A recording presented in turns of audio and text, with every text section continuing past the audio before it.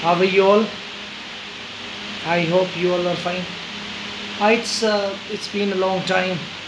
कुछ मसरूफियत थी. I was busy, so this is why I couldn't explain any quotation for you. So now I am here for you. It is again Albert Einstein.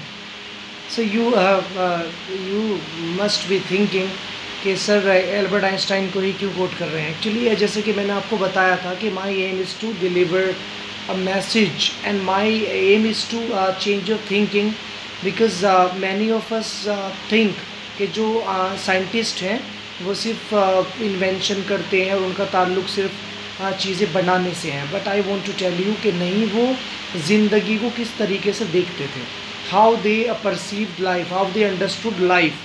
So this is what I am telling you, I am trying to tell you. तो Albert Einstein कह रहे हैं कि if you can't explain it simply, अगर तुम किसी चीज़ को simple तरीके से एक्सप्लेन नहीं कर सकते, यानी कोई भी चीज़ है, वो क्वेश्चन हो सकता है, वो कोई थियरी हो सकती है, if you can't explain it simply तो you don't understand well enough, तो तुम उसे भी अच्छी तरीके से समझे नहीं हो. आपने बहुत बार ऐसा हुआ होगा ना, टीचर आपको समझा रहा है, मैथ्स हो या फिज़िक्स हो या केमिस्ट्री हो, लेकिन वो आपको समझ नहीं आ रही चीज़, तो वो एक्चुअली फ़ॉल्ट ना टीचर की तरफ से भी होता है. जब हम किसी चीज़ को एक बार हमने किसी एक तरीके से समझाया तो बच्चा अगर नहीं समझ रहा है, we have to change our way, हमें वो तरीका बदलना होगा. अगर हम एक ही तरीके से बच्चे को समझाते रहे तो सेम रिज़ल्ट आएगा कि वो नहीं समझेगा. भाई अगर मैंने आपको मैं कोई क्वेश्चन आपको सॉल्व करा रहा हूँ, ठीक है, और आपको वो समझ नहीं आ रहा, तो जनरली मुझे कुछ अलग तरीके से समझाना होगा, क्योंकि जब पहला तरीका फेल हो गया तो वो समझेगा ही नहीं. दरअसल कई बार तो ऐसा होता है कि वो दूसरी बार में समझ जाता है, but most of the time it happens that he और शी कांट अंडरस्टैंड. तो we have to change the way we are teaching him और हर.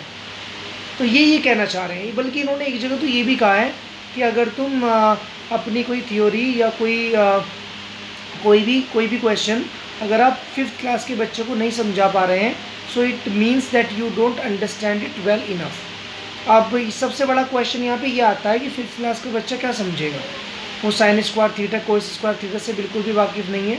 तो यहाँ पर मैं आपको बता दूँ कि उनका यहाँ पर मतलब ये था कि तुम उसे अब साइन और कोस मत समझाओ, बल्कि तुम उसे ये समझाओ ना कि ये यूज़ क्यों है.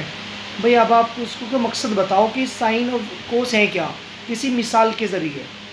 ठीक है, अगर किसी ने क्रोकोडाइल नहीं देखा है, अगर किसी शख्स ने क्रोकोडाइल नहीं देखा और वो आप उसे बता रहे हैं कि भाई क्रोकोडाइल के बारे में, तो कैसे समझाएंगे आप उसे क्रोकोडाइल. आप उसे आप ऐसे समझाएंगे कि उससे आप पूछें कि उसने छिपकली देखी है, तो अगर वो कह दे कि हाँ देखी है, तो आप कहिए कि छिपकली के साइज़ को मतलब इमेजिनेशन में जो लिजार्ड है उसे आप इमेजिनेशन में बड़ा करें, तो वही क्रोकोडाइल है actually. So he or she will understand it very well. So I hope you understood what I was trying to tell you. तो ये सारी चीज़ क्या है, समझने की. जब तक किसी चीज़ को हम खुद नहीं समझे, so we cannot make others understand. हमें दरअसल इल्यूजन होता है अंडरस्टैंडिंग का. और इसमें विलियम हॉकिंस हैं, आई थिंक, उन्होंने कहा है कि प्रॉब्लम इस बात से नहीं होती कि इग्नोरेंस है, यानी जो इग्नोरेंट है, जो नहीं समझे, अनजान है, प्रॉब्लम वो क्रिएट नहीं कर रहे हैं, प्रॉब्लम वो क्रिएट कर रहे हैं जिन्हें ये इल्यूजन है कि वो जानते हैं. यानी अगर मैं ये इल्यूजन पाल लूँ, वहम मैं दिल में ये पाल लूँ कि भाई मैं कुछ जानता हूँ और जानता मैं कुछ नहीं हूँ, तो ये प्रॉब्लम क्रिएट ये करेगा. तो I hope you are getting my point और you are getting my message. Okay, thank you.